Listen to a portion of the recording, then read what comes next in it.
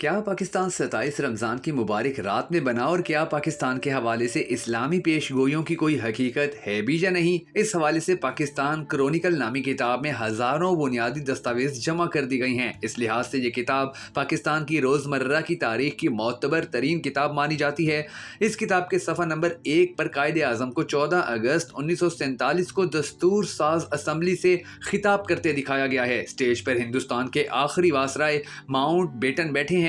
حکومت برطانیہ کی جانب سے 14 اگست بروز جمعرات صبح 9 بجے دستور ساز اسمبلی کے خصوصی اجلاس میں ماؤنٹ بیٹن نے آزادی اور انتقال اقتدار کا اعلان کیا۔ قیام پاکستان کے لیے مڈ نائٹ کا وقت طے تھا۔ پاکستان کرونیکل کے صفحہ نمبر 1 کے مطابق 14 اور 15 اگست کی درمیانی شب بمطابق 27 رمضان المبارک 1366 ہجری رات ٹھیک 12 بجے دنیا کے نقشے پر ایک خود آزاد مختار اور دنیائے اسلام کی سب سے بڑی مملکت کا اضافہ ہوا، جس کا نام پاکستان رکھا گیا۔ آزادی کا اعلان صبح دستور ساز اسمبلی میں ہو چکا تھا۔ پاکستان کے پرچم کی منظوری دستور ساز اسمبلی سے 12 اگست کو لی جا چکی تھی۔ چنانچہ کراچی میں 14 اگست کو قائد اعظم قومی پرچم لہرانے گئے تو مولانا شبیر احمد عثمانی کو بھی ساتھ لے کر گئے اور انہی سے پرچم کشائی کی رسم ادا کروائی۔ قائد اعظم کے حکم پر ڈھاکہ میں مولانا اشرف علی تھانوی کے خواہر زادے مولانا ظفر احمد عثمانی نے پاکستان کا پرچم لہرانے کا اعزاز حاصل کیا۔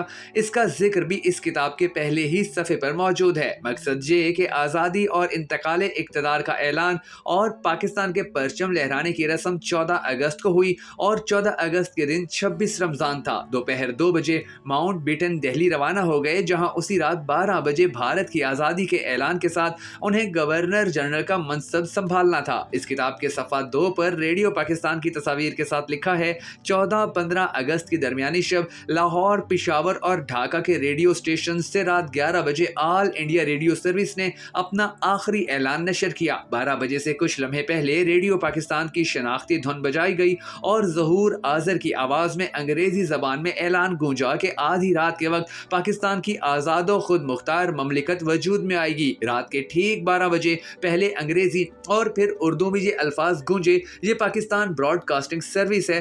فوراً بعد مولانا ظاہر القاسمی نے قرآن مجید کی سورہ فتح کی آیات تلاوت فرمائیں۔ 15 اگست کو جمعۃ الوداع تھا اور اسی دن پاکستان کا پہلا سرکاری گزٹ شائع ہوا۔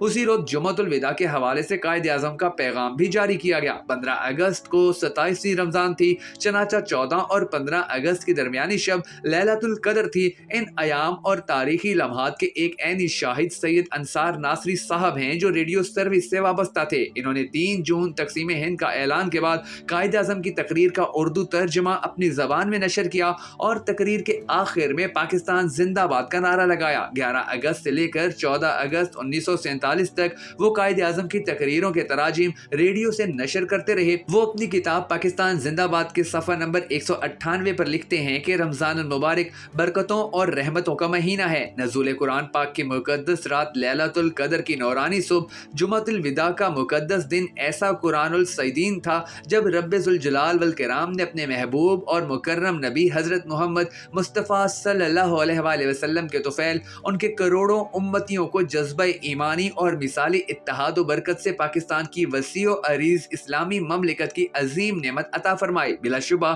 پاکستان کی دستور ساز اسمبلی میں آزادی کا اعلان 14 اگست کو ہوا۔ اسی روز پاکستان کے پرچم سرکاری طور پر بھی لہرائے گئے اور 14 اور 15 اگست کی نصف شب پاکستان کا قیام عمل میں آیا۔ چنانچہ پہلا یوم آزادی 15 اگست کو بنایا گیا۔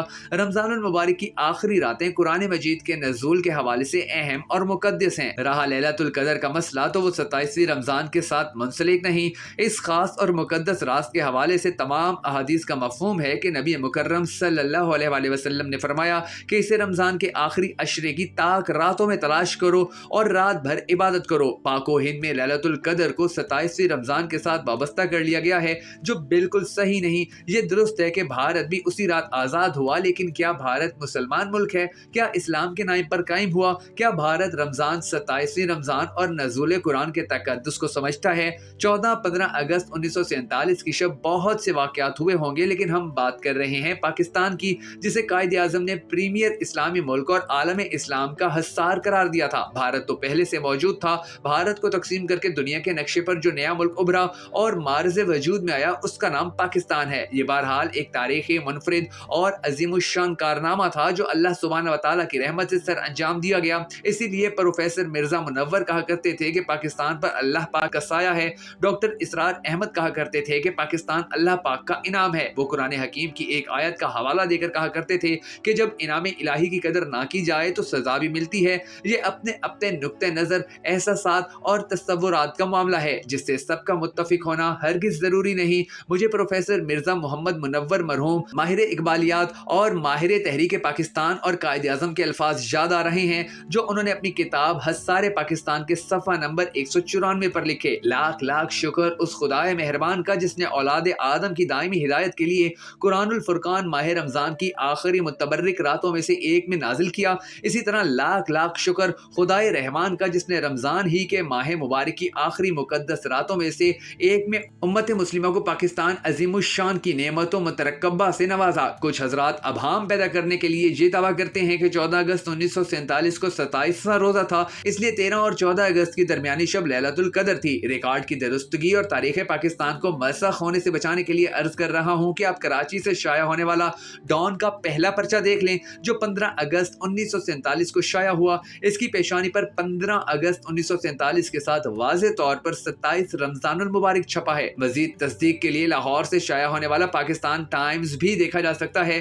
اس کی پیشانی پر بھی 15 اگست 1947 کے ساتھ 27 رمضان المبارک چھپا ہے۔ چنانچہ اس میں کوئی شک و شبہ نہیں کہ جب 15 اگست کو پاکستان معرض وجود میں آیا تو اس روز 27ویں رمضان المبارک تھی اور جس رات پاکستان کے قیام کا اعلان ہوا وہ لیلۃ القدر تھی۔ خود قائد اعظم نے اپنے پیغام برائے پاکستان براڈ کاسٹنگ سروس مورخہ 15 اگست 1947 میں کہا کہ پاکستان 15 اگست کو معرض وجود میں آیا تو سوال یہ پیدا ہوتا ہے کہ ہم نے پہلا یوم آزادی اگر 15 اگست 1947 کو منایا تو پھر 14 اگست کو یوم آزادی منانے کا فیصلہ کیوں کر ہوا؟ سرکاری ریکارڈ کے مطابق پاکستان کی مرکزی کابینہ نے وزیر اعظم لیاقت علی خان کی زیر صدارت 29 جون 1947 کو فیصلہ کیا کہ آئندہ پاکستان کا یوم آزادی 14 اگست کو منایا جائے گا۔ یہ فیصلہ کیوں کر ہوا، یہ کس وزیر کی تجویز تھی، یہ معلوم نہیں ہو سکا، لیکن بظاہر مقصد پاکستان کے یوم آزادی کو ہندوستان کے یوم آزادی سے الگ رکھنا تھا۔ پاکستان کی دستور ساز اسمبلی میں 14 اگست کو ہندوستانی وائسرائے اور برطانوی حکومت کا نمائندہ